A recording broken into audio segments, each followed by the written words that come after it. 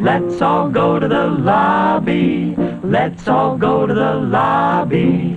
Let's all go to the lobby to get ourselves a treat. Alright, so how does cinema relate to the senses? That's a well-explored question. Like in Chapter 5 of Alsacer and Hogner's film theory textbook, we hear from Vivian Sobchak, who says that upon seeing fingers in the intro to the piano, her fingers knew what she was looking at. They comprehended the image before her brain processed any information consciously. Film can leave strong phenomenological impressions like that. They're often very personal, they're often very dependent on the viewer's experience. Except when the depicted image calls out to universal human sensory knowledge. Food appears somewhere in almost every narrative film, unsurprisingly, as it's a necessary aspect of life. And the interesting thing about food is that when it does show up on screen, it practically guarantees an audience response. Whether you like it or not, an attractive image of food will trigger chemical and psychological bodily processes. A dull sharpness as the salivary glands awaken, a sudden sympathetic awareness of the tongue. In short, compulsory phenomenology. Why else would cooking shows have become so popular in the last 50 years? We are hungry organisms, hardwired to serve our base desires, to pursue food as soon as we see it. It's just a matter of pragmatic marketing. But is it though? Cinema represents food and meals in such a variety of ways, to reduce it to biology would be a disservice. Human culture, which includes food, is complex and nuanced, and all of that nuance is reflected in cinema. The trouble then is just figuring out what that means from a critical theoretical perspective. Let's focus on a single film and analyze the different ways it uses food. Eating is actually an important but very overlooked motif in the 2001 animated film Spirited Away. The story begins when Chihiro, that's the protagonist, Chihiro's parents gorge themselves on mysterious food and turn into pigs. Then, stranded in the spirit world, Chihiro has to eat food from that world to retain her physical form and blend in.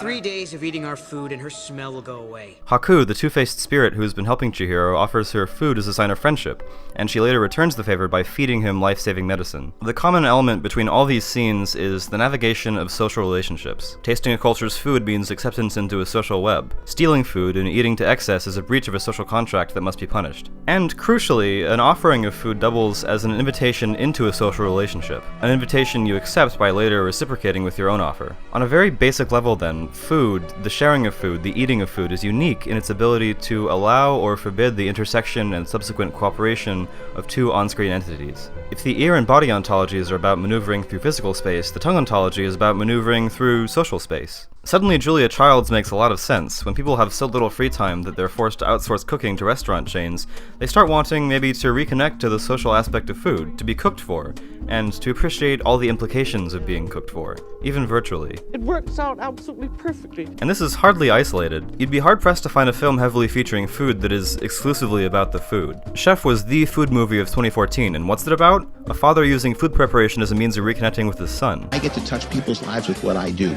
and I love it. And I want to share this with you.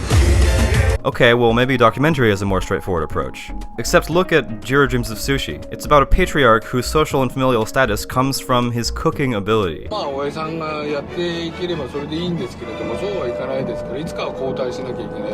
The same principles of eating and the tongue even work when they're scaled up to address wider societal issues. The plot twist in Soylent Green is only disturbing because food, at least in our culture, is supposed to be a way of relating to people. So when the food is people, it reads like a twisted, mocking parody of human empathy. I mean, hell, and guess who's coming to dinner? They use the human tongue to alleviate racial inequality. The pretext of the meal is what brings the opposing characters together in the first place, and they don't even sit down to eat until the very end of the film, after all the ideological tension has been resolved. The familial and societal approaches to cinematic eating seem to intersect in Daughters of the Dust, in which food preparation calls attention to an invisible social connection between generations, linking the action on screen to an implied history that's off-screen, but still diegetic. Eating is universal enough that ideas of the tongue can transcend all kinds of cinematic thresholds, and that includes the threshold, the barrier between diegesis and reality. Yes, the tongue ontology manifests in real life as soon as you walk into a movie theater and spot popcorn. If food plays a part in the film you're watching, then movie snacks serve to expand the film's social web to include the audience. Being able to eat whenever a film's images trigger hunger changes your bodily relationship with that film from sympathetic to empathetic.